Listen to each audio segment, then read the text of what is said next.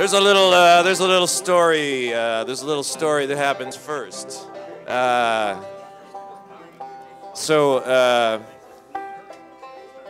March 3rd, 1940. The occasion was a Grapes of Wrath benefit for the California migrant workers.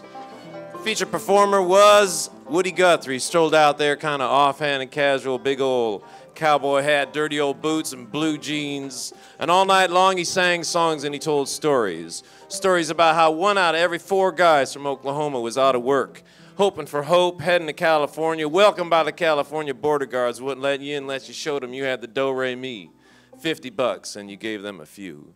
And he sang songs about doing right, and funny songs about simple things, and sing-along kind of songs that made people laugh right out loud.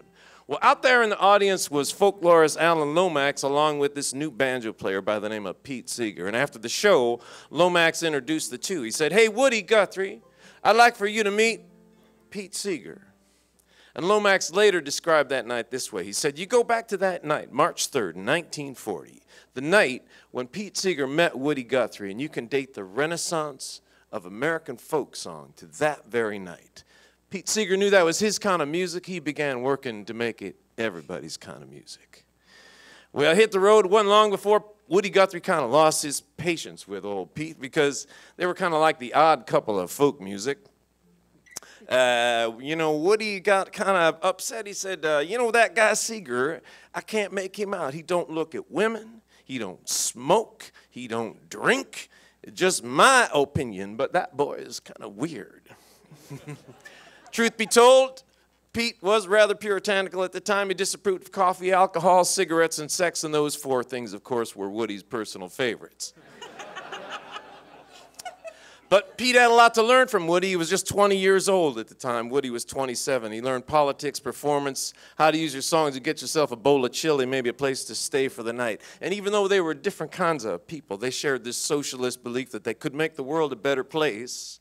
Drawing on the grit and the rhythm, the ideas and the writings of Carl Sandburg, they took that, they stuffed it into their songs. They took those songs out to the streets and to the unions and to the people, and by using music, they gave people a sense of hope. And by using music, they gave people a little time for laughter. And the tools that they used were their voices, a guitar, and a banjo.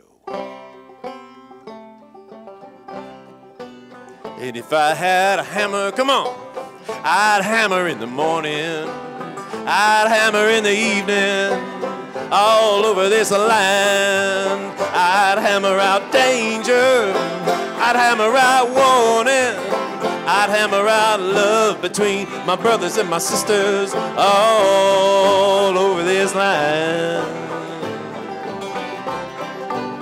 And if I had a bell, well, I'd ring it in the morning. I can't hear ya. Come on. I'd ring it in the evening, all over this land. I'd ring out danger.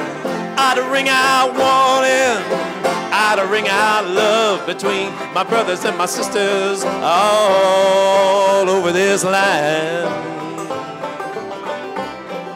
And if I had a song, well, I'd sing it in the morning, I'd sing it in the evening, all over this land. I'd sing out danger, I'd sing out warning, I'd sing out love between my brothers and my sisters, all over this land.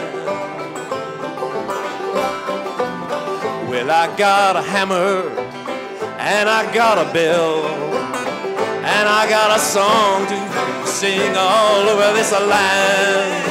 It's the hammer of justice, it's the bell of freedom, it's the song about love between my brothers and my sisters, all over this land.